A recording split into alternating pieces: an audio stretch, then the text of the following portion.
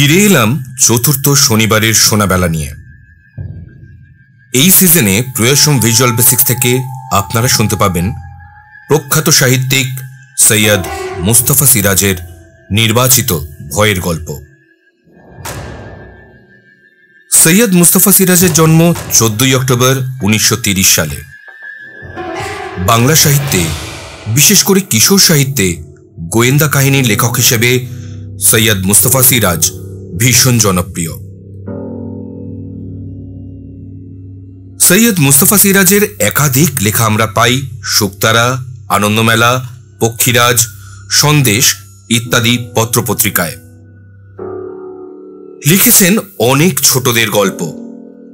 বহুদিন আনন্দবাজার পত্রিকার সঙ্গে যুক্ত ছিলেন। বেতারের জন্য লিখেছেন বহু নাটক। অনেক মানুষ উপন্যাসের জন্য পেয়েছেন ভুয়লকা পুরস্কার, বঙ্কিম পুরস্কার ও সাহিত্য একাডেমি পুরস্কার।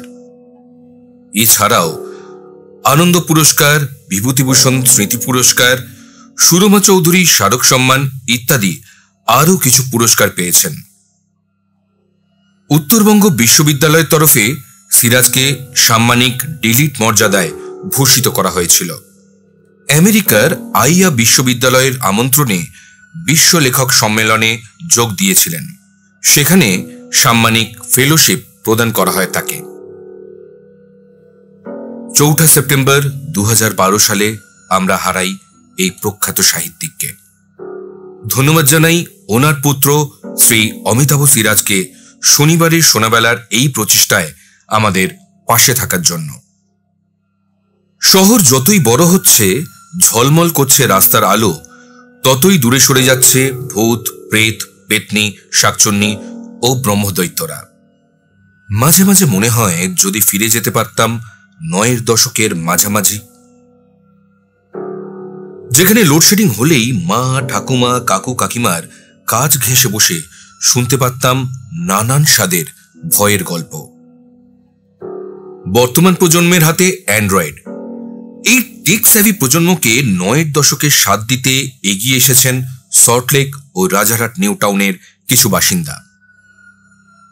তারা দায়িত্ব নিয়েছেন প্রতি শনিবার নিয়ম করে আপনাদের গল্প শোনাবেন সৈয়দ মুস্তাফা সিরাজের নির্বাচিত ভয় সংগ্রহ থেকে। হেডফোন কানে লাগিয়ে ও ঘরের আলো অফ করে একবার শুনে দেখতে পারেন এনাদের প্রচেষ্টা আপনাদের কেমন লাগলো। ভালো মন্দ যাই লাগুক, কমেন্ট বক্সে এসে আপনাদের মতামত অবশ্যই জানাবেন। আজ আপনাদের জন্য থাকলো সৈয়দ মুস্তাফা সিরাজের অপেক্ষা। পরিবেশনায় প্রিয় চিকিৎসা।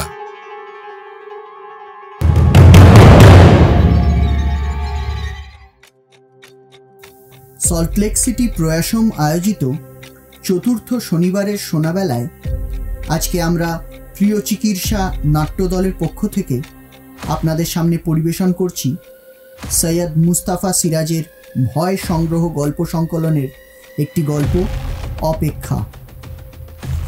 এই গল্পের বিভিন্ন চরিত্রে অভিনয় করেছেন অনুশ্রী, ঋতজা এবং স্নেহাশিস। শুরু হচ্ছে আজকের গল্প, অপেক্ষা।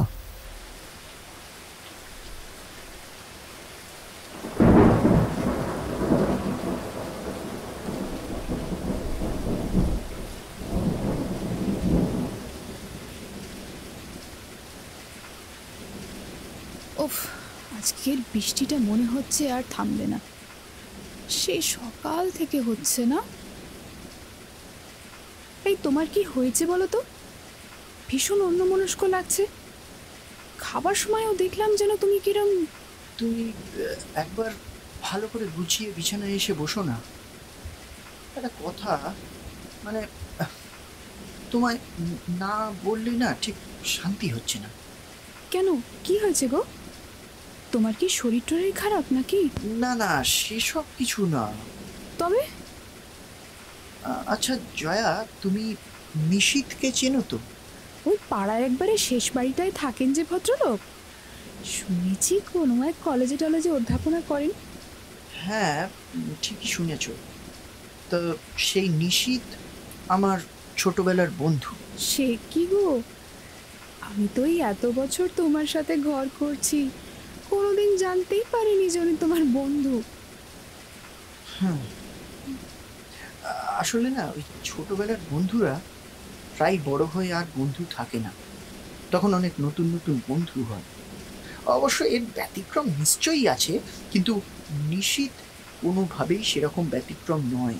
বাবা, শুনেছিলাম বাল্যপ্রেমে নাকি অভিশাপ থাকে, তা তোমার তো দেখছি বাল্য বন্ধুত্বেও অভিশাপ আছে। ছোটবেলায় নিশীথটা এত বাজে বকতো যে ওর নাম রেখেছিলাম আমরা বকারাম। ওর কাছে অসম্ভব বলে না কোনো ব্যাপার ছিল না পৃথিবীতে। মানে সব রকম গাঁজাখুরি ব্যাপারে ওর ছিল অগাধ বিশ্বাস। অথচ বড় হয়ে নিশীথটা বড্ড ছাপোষা আর স্বার্থপর হয়ে পড়েছে। এত তার সময়ের দাম যে আমার সঙ্গে একটু আড্ডা দিতে গেলেও তার বুঝি লোকসান হয়ে যায়। কখনো বাস স্টপেজে, কখনো রাস্তায় হঠাৎ দুজনে পরস্পর দেখা হয়েছে, কখনো অল্প একটু হাসি, কদাচিৎ দু চারটে কথা, ব্যাস, তারপর যে যার পথে এগিয়েছি। আসলে দোষটা আমার নয়, দোষটা পুরোপুরি নিশীথেরই। আচ্ছা, সে আড্ডা দিলেও কি তোমার ভালো লাগতো? এখন একজন রীতিমতো সুশিক্ষিত মানুষ নিশীথ, কলেজে অধ্যাপনা করে। শুনেছি তার অধ্যাপনার বেশ সুনাম আছে। ছেলেবেলার সেই হইচই করা ছটপটে ছেলেটাকে এখনকার এই চেহারার সঙ্গে কি একটুও মেলানো যায়? হ্যাঁ, এটা তুমি ঠিকই বলেছ। যাই হোক, বছর দুয়েক আগে ও বিয়ে করেছিল। তখন তো আমরা অফিসের কাজে বোম্বেতে থাকতাম, তাই আমাদের আর ওই বৌভাতে যাওয়া হয়নি। ও, যদিও পাড়ার মহিলাদের সাথে ওর বউ কোনোদিনই মেশেনি, তবে শুনেছিলাম তাকে নাকি দেখতে দারুণ সুন্দরী। আরে সুন্দরী মেয়ে না পৃথিবীতে অনেক আছে, কাজে নিশীথের বরাতেও একজন যে জুটে যাবে তাতে এত অবাক হওয়ার কিছু নেই। সে কি গো, তুমি কি নিশীথকে হিংসে করো নাকি এই জন্য? আরে দূর, শোনো না চুপ করে। আচ্ছা আচ্ছা, তখন থেকে বলো বলো। নিশীথ যেমন আমাকে তার বাড়ি যাওয়ার জন্য কোনোদিন সাধেনি, আমিও তেমন গা করি, তাই ওর বউকে দেখতে যাওয়ার কোনো উৎসাহই আমার কাছে ছিল না। এই হপ্তাহ তিনেক আগে ওর বউটি মারা গেছে। হ্যাঁ, সে কি? আমি এই 3-4 দিন আগে পল্টনদার চায়ের দোকানেই খবরটা পেলাম। এখন কি একবার দেখা করবে ভাবছো ওনার সাথে? দেখা তো আজকে হয়ে গেল হঠাৎ করে বাস স্টপেজে, তবে কোনো কথা হওয়ার আগেই অফিসের বাসটাও চলে এলো আর আমিও চট করে তাতে উঠে পড়লাম। কিন্তু জানো, আমার মনে হলো নিশীথ যেন অনেকক্ষণ ধরে এই দিকটায় তাকিয়ে স্থির হয়ে দাঁড়িয়ে আছে। কেন এমন মনে হলো ঠিক বুঝতে পারলাম না। আরে, চলন্ত বাস থেকে অত দেখা যায় নাকি? ও তো তোমার মনের ভুলও হতে পারে।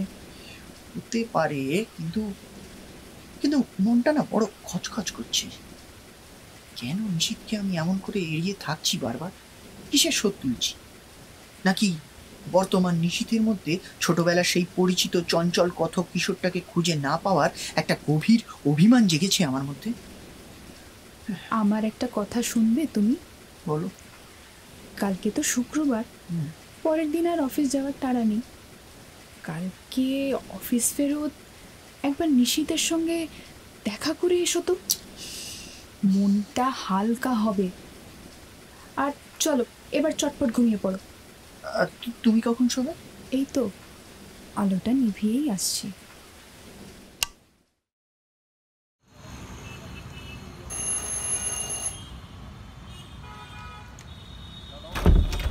আরে বিলু, কতদিন পর এলি রে? আয় আয়, ভেতরে আয়। এই ছেলেবেলায় যেমন দেখেছিলাম বাড়িটার তেমন সতেজ ভাব কিন্তু এখন আর নেই। এক সময় আমাদের অবস্থা যে কেমন ছিল তার প্রমাণস্বরূপ এই সেকেলে বাড়িটা এখনো দাঁড়িয়ে রয়েছে। তা ঠিক, এইরকম জবরজং ধাঁচে একালে আর কেউ বাড়ি বানায় না। একতলার সব ঘরগুলোকে ভাড়ায় দিয়ে দিয়েছি, কেবল এই দোতলার কয়েকটা ঘর নিজের জন্য রেখেছি। বস, বস, এখানে বস। বিছানায় বসবো? আরে বাবা বস না, ভালো করে বস। এই কি ব্যাপার, কি রে তোর? তুই তো একবারে ধরা ছোঁয়াই দিসনি আজকাল। কেন, কালকেই তো দেখা হলো তোর সঙ্গে বাস স্টপে যে। আর সে বলিস না, মানে ওই অফিসের বাসটাও তো চলে এলো সঙ্গে সঙ্গে। যাকে মানে তো দুঃসংবাদটা অবশ্য শুনেছিলাম। আমি মানে ভাবছিলাম।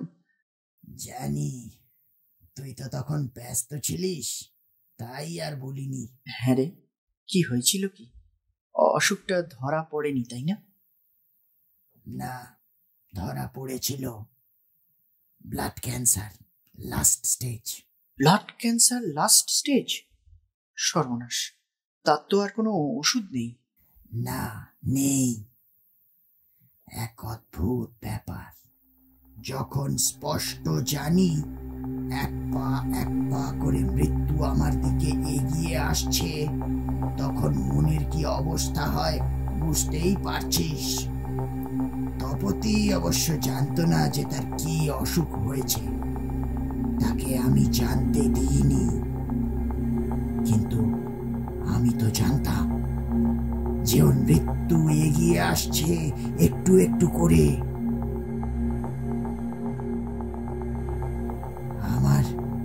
আমার ওই কটা দিন যা কেটেছিল ভাবতে পারবি না। যাকগে, বল, চা খাবি না কফি? আরে সেসব পরে হবে। হ্যাঁ, আজকে তো তোর সঙ্গে আড্ডা দিতে এসছি রে বাবা। এই ঘরটা কেমন অগোছালো হয়ে রয়েছে রে। মেয়েরা যে ঘরে নেই সে ঘর তো এমনই হবে। এসেছিস, ভালোই হয়েছে। একটা ব্যাপারে তোর সঙ্গে একটু আলোচনা করব ভাবছিলাম। কি ব্যাপার? তার আগে বল তো বিলু, তুই স্পিরিটে বিশ্বাস করিস? আমার বিশ্বাস অবিশ্বাসের কথা সবই তো তোর জানা। কেন, আজকাল আবার ভূত টুত দেখতে পাচ্ছিস নাকি? বাইরেটা পুরো অন্ধকার হয়ে গেল, দাঁড়া ঘরের আলোটা জ্বালি। একটা অদ্ভুত কাণ্ড ঘটেছে, আমি তার কোনো মাথা মুন্ডুই খুঁজে পাচ্ছি না। এই অদ্ভুত কাণ্ডগুলো তোদের বাড়িতে তো সেই ছোটবেলা থেকেই ঘটে চলেছে। এ আর নতুন কথা কি রে? না না, সেসব তো তোদের গল্প শোনাতাম। এই ব্যাপারটা ঠিক তেমন ধরনের না। তাছাড়া এই বয়সে আর ভুতুড়ে গল্প বলে কাউকে তাক লাগাতেও ইচ্ছে করে না। অথচ যা ঘটেছে তা খুব স্বাভাবিক নয় বলেই আমার ধারণা।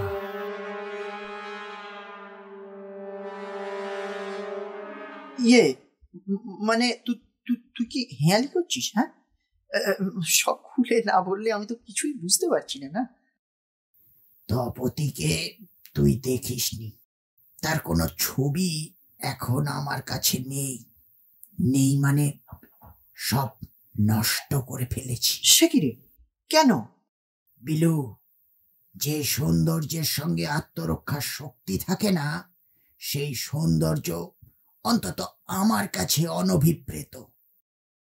সে একটা জীবনের কঠিন বোঝা। তপতি সুন্দরী ছিল ঠিকই, কিন্তু যেদিন আমি জানতে পারলাম তার অসুখটা কি, আমি আমি পাগল হয়ে গেলাম মনে মনে। প্রকৃতির এই অবিচার আমি মেনে নিতে পারলাম না। চোখের সামনে দেখছি একটা বিষাক্ত কিছু চমৎকার একটা ফুলের পাপড়িগুলোকে কুড়ে কুড়ে খেয়ে ফেলছে, অথচ কিচ্ছু করার নেই। যেন শক্ত একটা কাচের দেয়ালের মাঝখানে দাঁড়িয়ে আমার হস্তক্ষেপে বাধা দিচ্ছে। তখন আমি কি করলাম জানিস বিলু? হিংস্র আঘাতে সেই কাচের দেয়ালটাকে ভেঙে ফেলতে গেলাম। আর আর নিশিত, শান্ত হ নিশিত, শান্ত হ। হ্যাঁ, আমার ওই একটা হঠকারিতা। বেচারা তপতি তার মৃত্যুকে নিয়ে পালিয়ে গেল আমার কাছ থেকে। তখন তো আমি মানুষ ছিলাম না বিলু, কি বলবো, একটা অতি মানুষ। ভারী অসহায় একটা কাকুতি আমাকে আমাকে পেয়ে বসেছিল। তুই কি ওকে খুন করেছিস নিশি? সে আমি খুন করেছি তপতিকে? কি যাতা বলছিস? তবে কি মানে হয় তোর কথার? ছেড়ে দে, কি করেছি আমি নিজেই জানি না। হ্যাঁ, যেই অদ্ভুত ব্যাপারটার কথা বলছিলাম, তপতি যেদিন রাতে মারা যায় ঠিক তখন কাঁটায় কাঁটায় রাত 2টো। সেদিন বিকেলে সে আমাকে একটা চিরকুট দেখিয়ে বলল, এর মানে কি গো? নীল রঙের একটা ছোট কাগজের চিরকুট, তাতে লাল কালি দিয়ে গোটা গোটা করে লেখা, অপেক্ষা করে থেকো, ঠিক রাত 2টোয় আমি আসবো। কই দেখি, কোথায় পেলে এটা? এই একটু আগে ওষুধের শিশিটা নিতে গিয়ে পেলাম। ইয়ে মানে ও কিছু না। কিছু না মানে কি? কি বলো না, কোথা থেকে এলো এখানে? আরে ছাড়ো না এইসব, কোথা থেকে কি এসেছে, যত সব ফালতু জিনিস। না গো, তুমি তো জানো আমি কতটা খুঁতখুঁতে। মাথায় কিছু একটা ঢুকলে সেটা যতক্ষণ না কি ব্যাপার বুঝতে পারছি। আরে বাবা, বলছি তো এসব কিছু না, কি একটা বেকার জিনিস নিয়ে। না না, শোনো না, মনে হচ্ছে আজকে কিছু একটা হবে। তুমি তুমি আজ আর কোথাও বেরিও না, আমার কাছে থাকো। কি মুশকিল, বলছি তো আমি, কিছু হবে না, কিছু হবে না। ওগো, তুমি আমার হাতটা ধরো, হাতটা ধরে বসো এখানে। হ্যাঁ, আমার আমার মনে হচ্ছে আজ রাত 2টোয় সত্যি কিছু একটা ঘটবে। কেউ কেউ আসবে আমার কাছে। আরে তুমি পাগল হলে নাকি? এত রাতে কে আসবে, আর কেনই বা আসবে তোমার কাছে?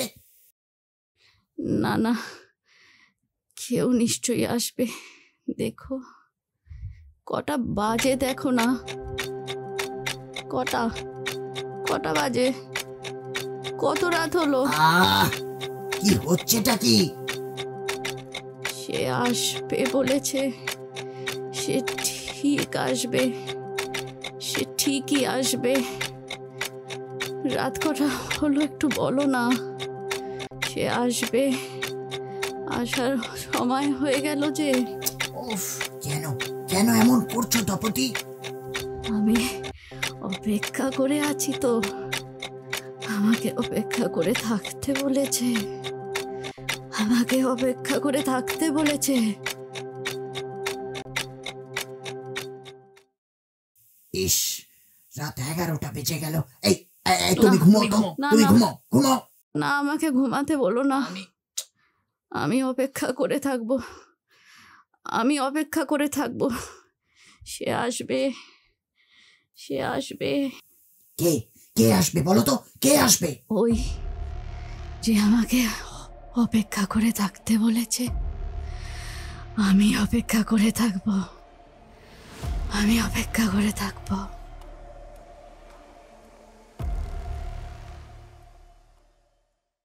তারপর কি হলো? রাত 2টো বাজার আগে ও ঘুমিয়ে পড়ল। এদিকে আমার চোখে একটু ঘুম নেই।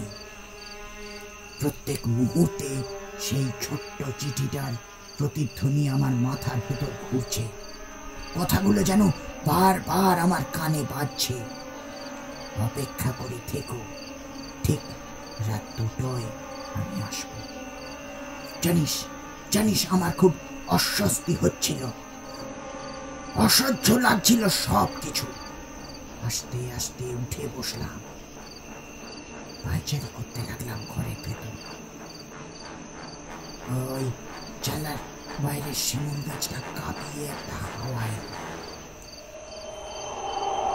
পার্কের দিক থেকে কুকুরগুলো ডেকে উঠল।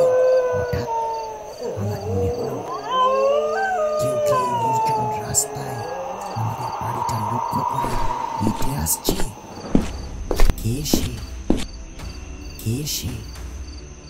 কি তার নাম? কি তার ঠিকানা? কেন সে আসছে আমাদের কাছে?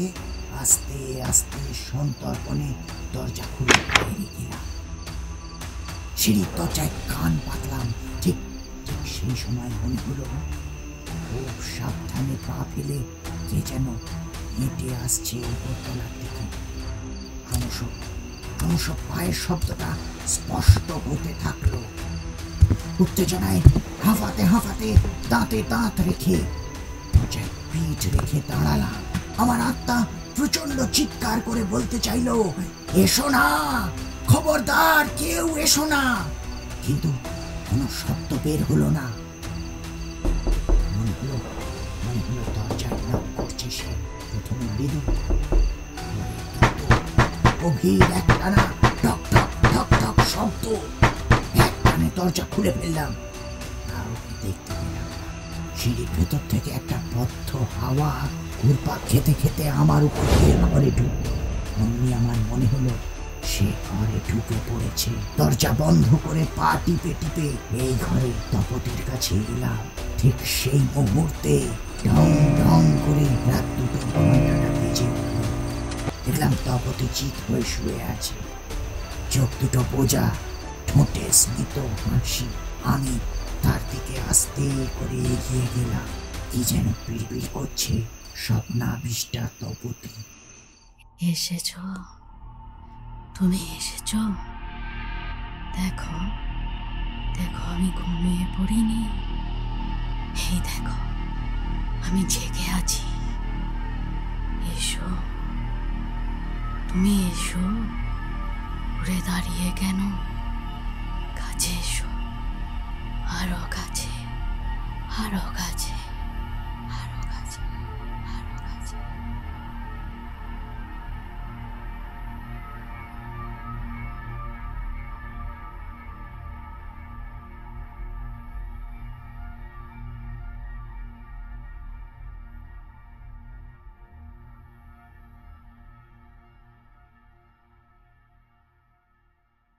নিশীথ, তুই কিছুদিন বাইরে থেকে ঘুরে আয়।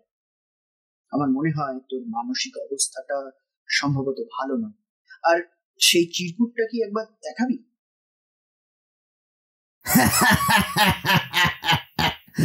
সেই চিরকুটটা আমি ছিঁড়ে ফেলেছিলাম, তবে আজ কিছুক্ষণ আগে অবিকল তেমনই একটা চিরকুট আমিও পেয়ে গেছি। সে কি? কই দেখি দেখি। এই দেখ, অবিকল সেই এক নীল রঙের কাগজের টুকরো, যাতে লাল কালি দিয়ে গোটা গোটা হরফে লেখা, অপেক্ষা করে থেকো, ঠিক রাত 2টোয় আমি আসব। খুব অবাক লাগছে না? সত্যি তো, এ তো এক অবাক ব্যাপার। শোন নিশীথ, এই হেয়ালির মাথা মুন্ডু আমি কিছু বুঝতে পারছি না। কে লিখতে পারে এই চিঠি? তুই তুই তুই বরং পুলিশে খবর দে। আচ্ছা, এমনও তো হতে পারে মানে তোদের সঙ্গে কেউ রসিকতা করছে। রসিকতা? হ্যাঁ, রসিকতাই বটে। জীবনের সঙ্গে মৃত্যুর রসিকতা। না না না নিশীথ, ব্যাপারটা কিন্তু খুব সামান্য নয়। আমি বরং আজ রাতটা তোর কাছে থেকেই যাই। বল, আমাকে বাঁচাতে চাস? আরে বাবা, প্রশ্নটা তা নয়। প্রশ্ন হচ্ছে, এটা একটা ভারী রহস্যময় ব্যাপার। দেখ দেখ, তোর বউ যেদিন মারা যায় সেদিনও বললি এরকম একটা চিঠি দেখেছিস। আজকে আবার সেই একই রকম ওই ভুতুড়ে চিঠি। না না, শোন, গোয়েন্দা কাহিনীতে না আমি অনেক পড়েছি, এইসব ধরনের ঘটনার পেছনে একটা করে মোটিভ থাকে। তুই ওঠ তো, ওঠ। চল চল, থানায় গিয়ে আমরা সব জানিয়ে আসি। চল চল চল।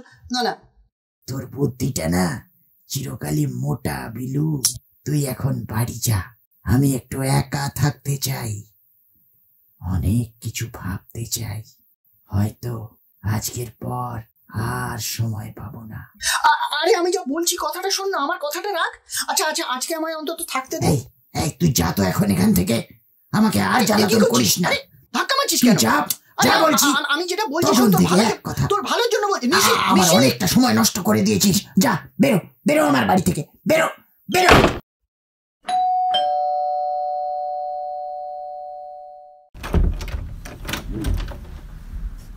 কি গো, তোমায় এত ক্লান্ত লাগছে কেন? আজকে নিশীথের বাড়ি গেছিলে নাকি অফিস ফেরার সময়? আরে হ্যাঁ হ্যাঁ, সে আর বলো না। বউ মারা যাওয়ার পর মনে হয় ওর মাথাটাই বিগড়েছে।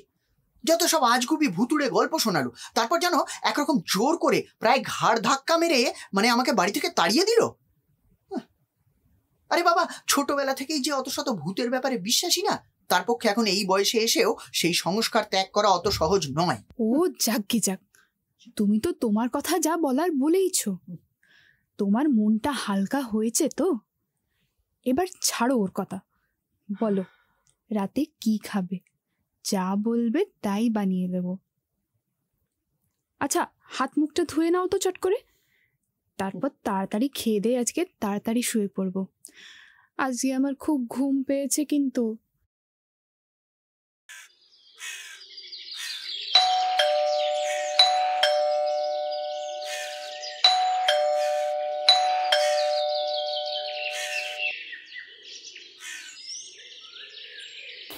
জয়া, দেখো না, তখন থেকে বেলটা বাজছে মনে হয়। ওই নিউজ পেপার ওয়ালা মনে হয় টাকাটা নিতে এসছে, দেখো না। আর ভাল লাগে না যেন। যাও না, ছুটির দিনে যে একটু আরাম করে শোবো তা না, যত সব ঝামেলা।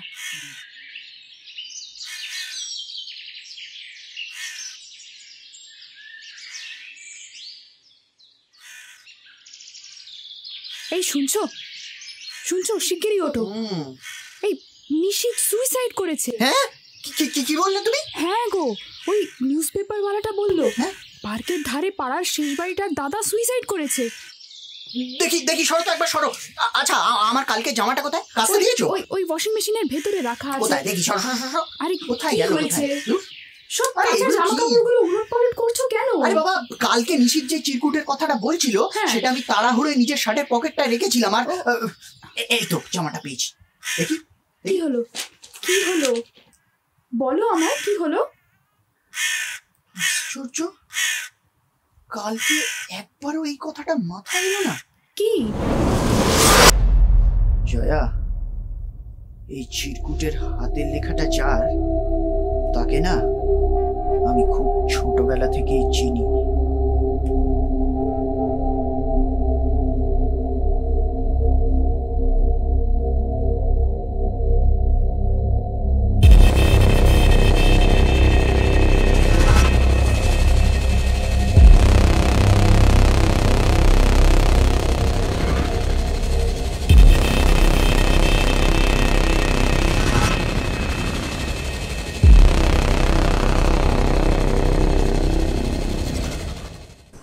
অপেক্ষা করে থেকো, ঠিক রাত 2টায় আমি আসবো।